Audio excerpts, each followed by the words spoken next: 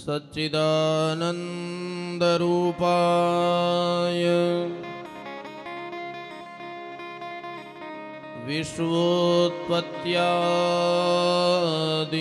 विश्वोत्पत्त्यादिहेतवे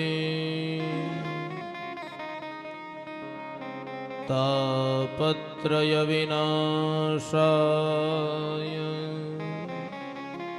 श्रीकृष्णाय वयं नमः। शुकदेवजी महाराज राजा परीक्षित ने नृग राजानी कथा बतावे छे।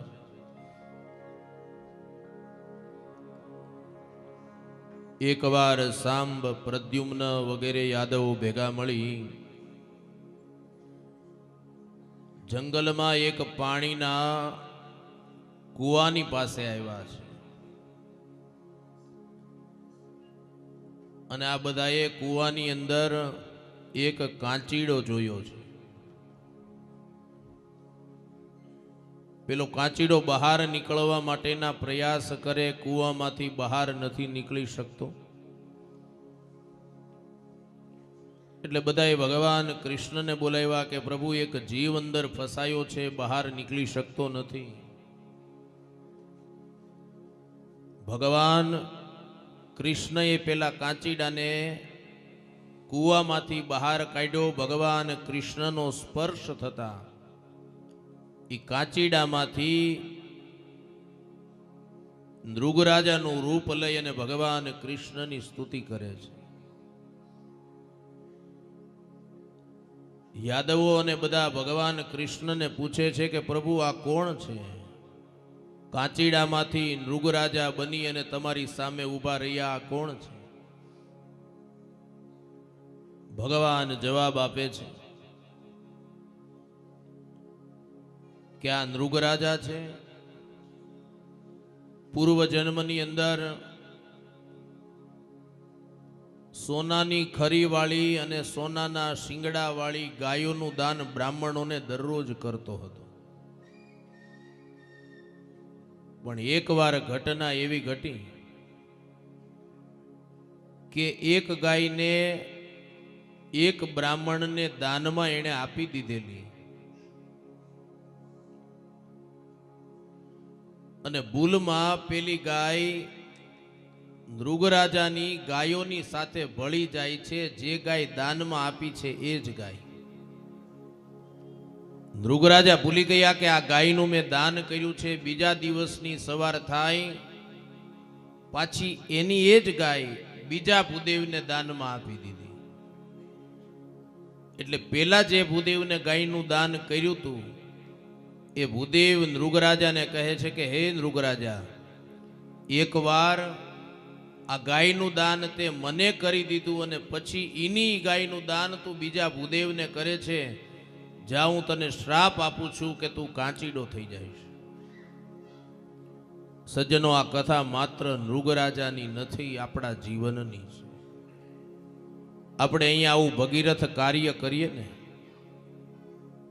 त्यारे आ कथा उपदेश करे छे के अहींया जे कांई व्यासपीठे जो सज्जनो सांभळजो, पेला समजण फेर न थाय, आ कोई लेवानो भाव नथी, पण सत्य केवुं ए व्यासपीठनी फरज छे।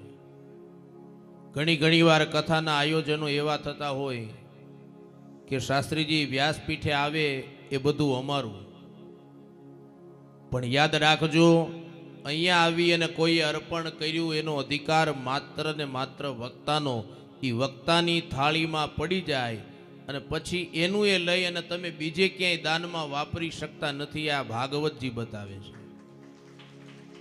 ભલે ઘણીવાર સમાજમાં કોઈ વ્યક્તિને પોતાના માટે ન વાપરવું હોય, પણ ઘણીવાર ઘણા લોકો અહીંયા જે આવક થાય ને એનો ઉપયોગ ગૌશાળા માટે કરે, વૃદ્ધાશ્રમ માટે કરે, મંદિરોના બાંધકામ માટે કરે, પણ સારું કરવા છતાં બહુ મોટા દોષની અંદર તમે પડો છો।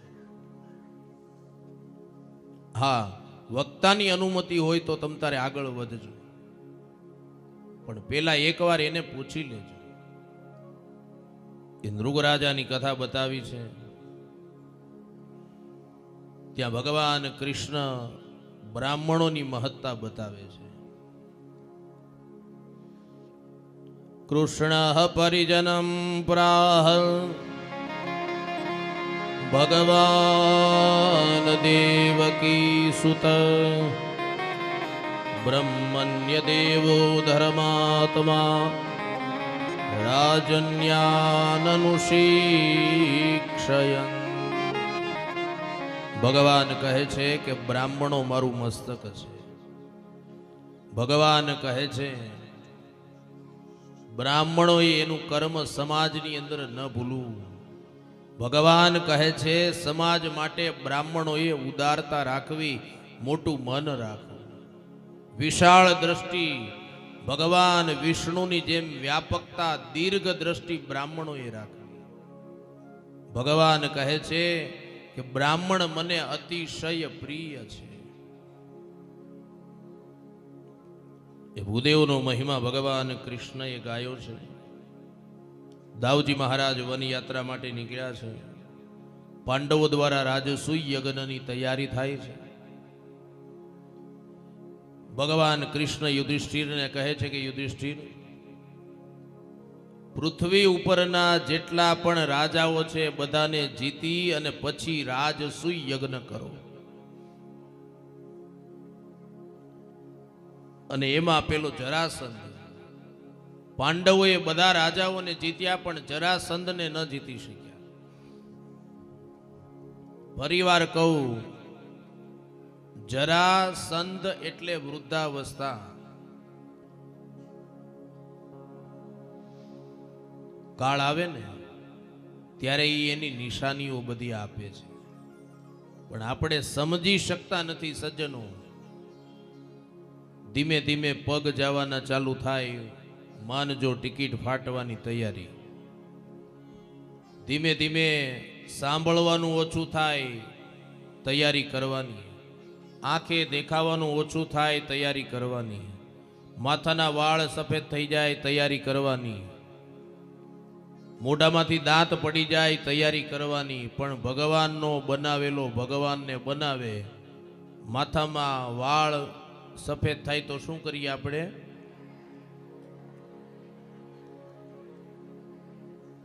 મુખમાંથી દાંત પડી જાય તો શું કરીએ આપણે?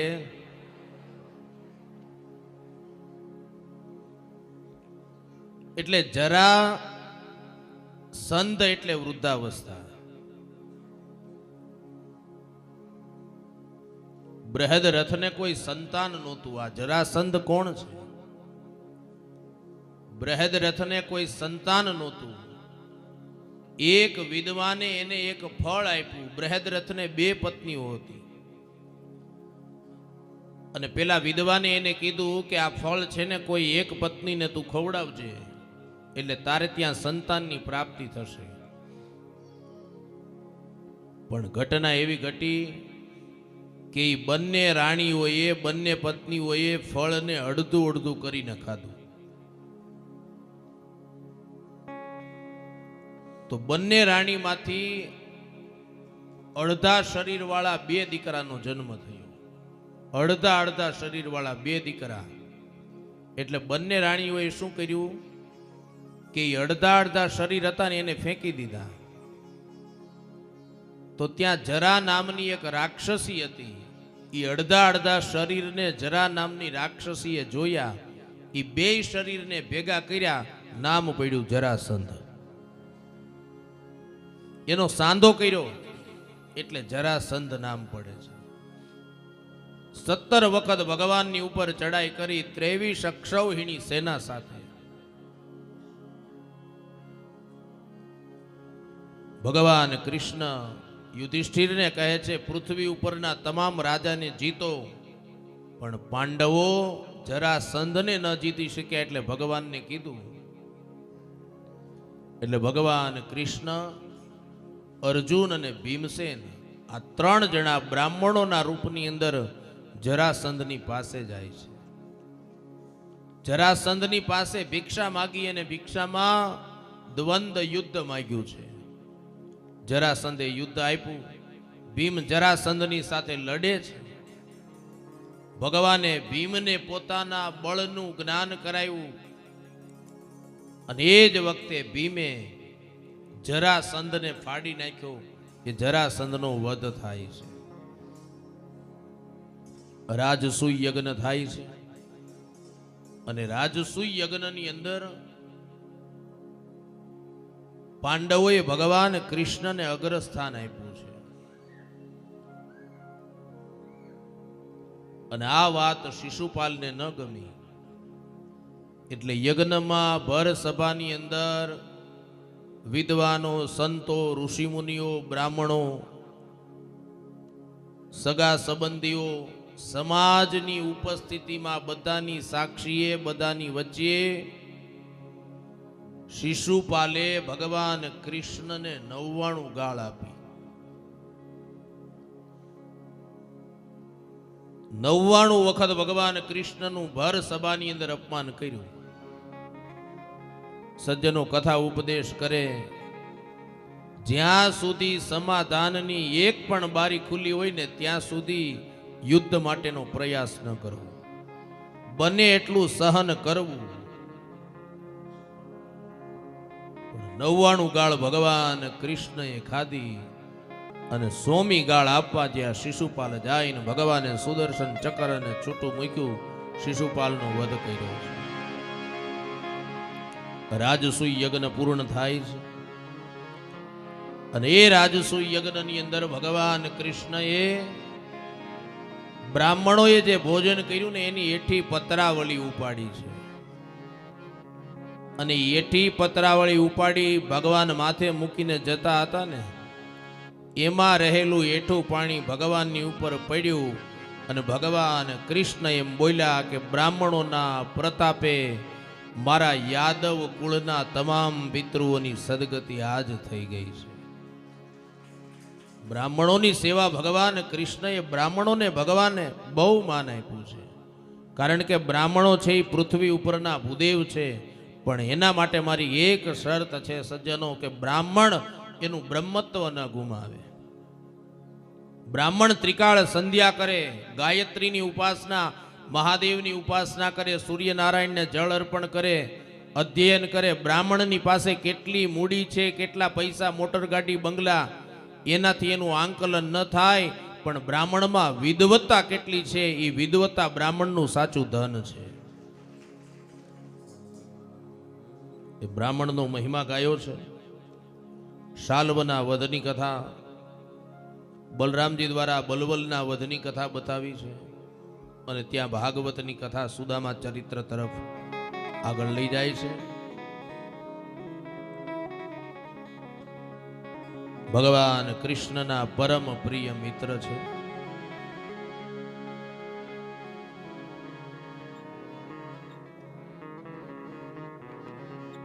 સુદામા ખૂબ વિદ્વાન, ત્રિકાળ સંધ્યા કરનારા, વેદ વિશારદ વિદ્યાઓની અંદર પારંગત છે.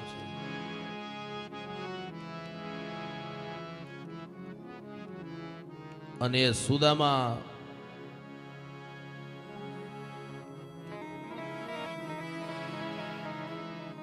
અતિશય એના ઘરની અંદર ગરીબાઈ છે. એક સાંધે ને ત્યાં 13 તૂટે એવી પરિસ્થિતિ છે. ઘરમાં ખાવાનો અનાજનો દાણો નથી. સુદામાની પત્ની, એનું નામ સુશીલા છે.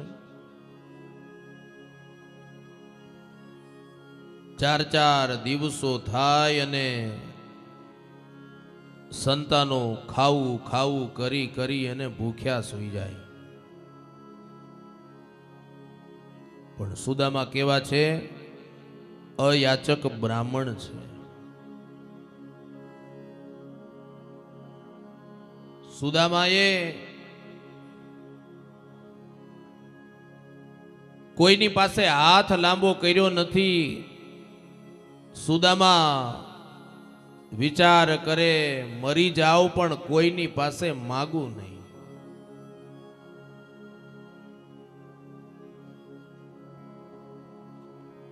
અને એ વખતે એકવાર સુશીલા પોતાના પતિ સુદામાને કહે છે કે હે સુદામા, આ સંતાનો ભૂખ્યા સૂઈ જાય, ખાવું ખાવું કરી પતિદેવ એક દિવસ નહીં 4 દિવસથી ભૂખ્યા સંતાનો છે. પતિદેવ એક કામ કરો ને,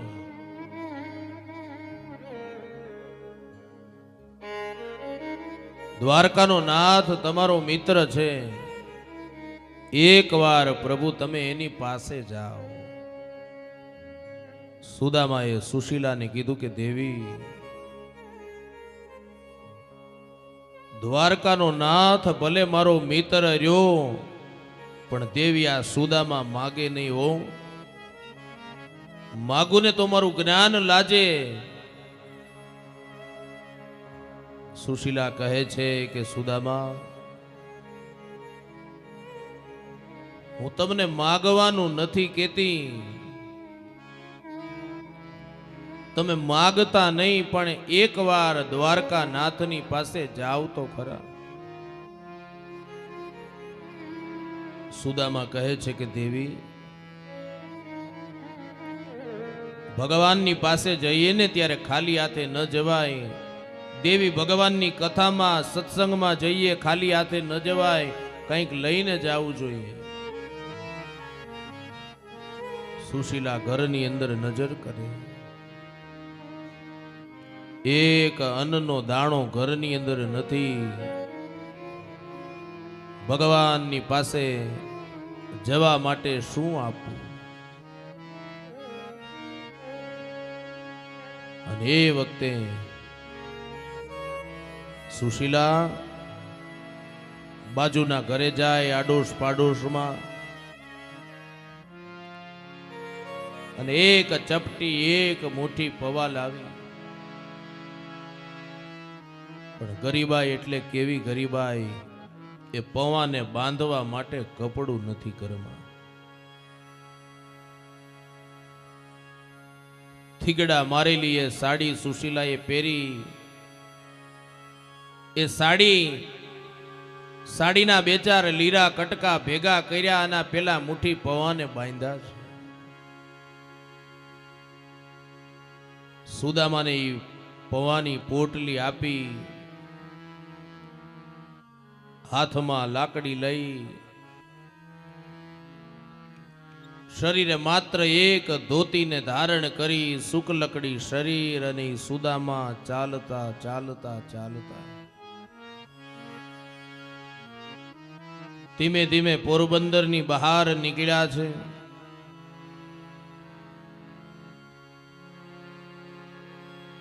સુંદર મજાના શબ્દો છે, સુદામાજી દ્વારિકામાં જાય છે. જુઓ સુદામોજી દ્વારિકામાં જાય છે. હારે જુઓ સુદામોજી દ્વારિકામાં જાય છે.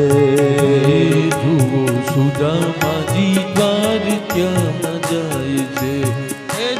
એના મનનો મહેરામણ છલકાય છે રે.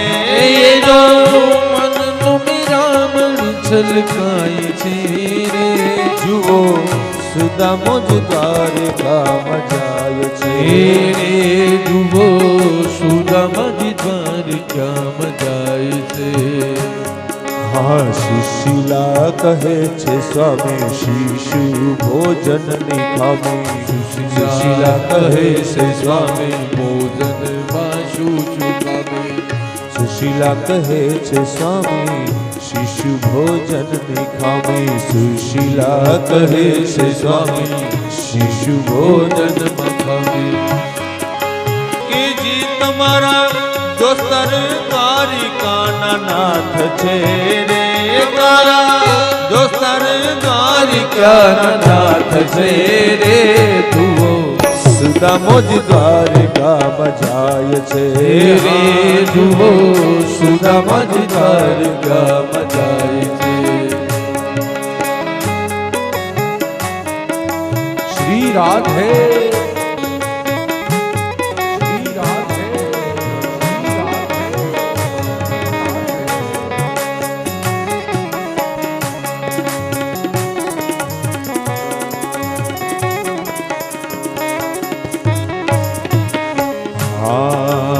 સમજું ને શું કહું માગતા લાજી મરું સમજીને શું કહું માગતા લાજી મરું સમજું ને શું કહું માગતા લાજી મરું સમજીને શું કહું માગતા લાજી મરું એ જી માગતા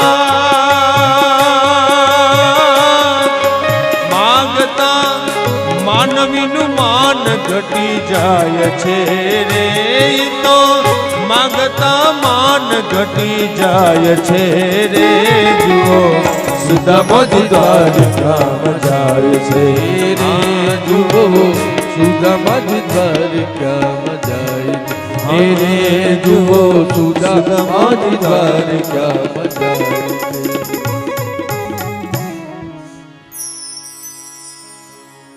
સુદામાજી પોરબંદરથી પ્રસ્થાન કરે છે.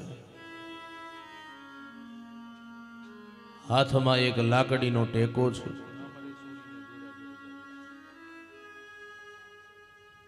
શુકલકડી કાયા છે.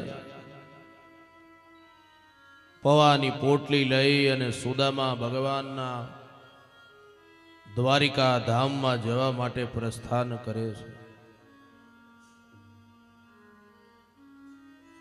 એક દિવસનો સમય નીકળી ગયો. ચાલતા ચાલતા ચાલતા સુદામા થાકી જાય. એક ગામ આવે. સુદામાને નીંદર આવી ગઈ, ખબર ન પડી.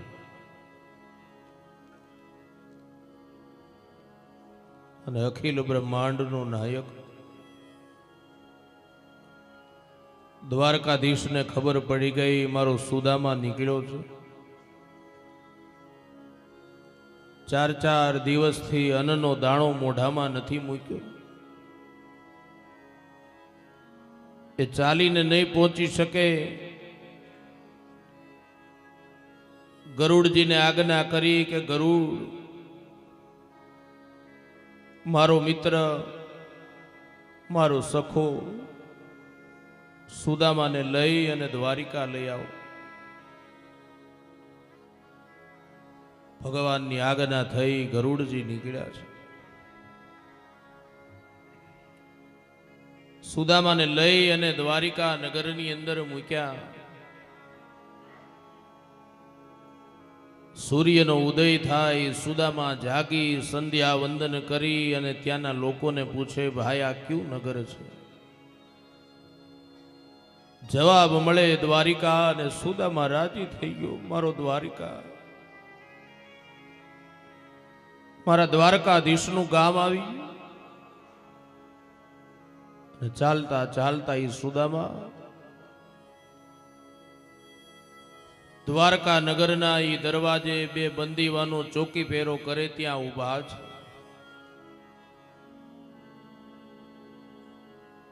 સુદામાએ વિનીત ભાવે હાથ જોડીને કહ્યું, ભાઈ, હે ચોકીદાર, તમારા દ્વારકાનો રાજા કૃષ્ણ છે,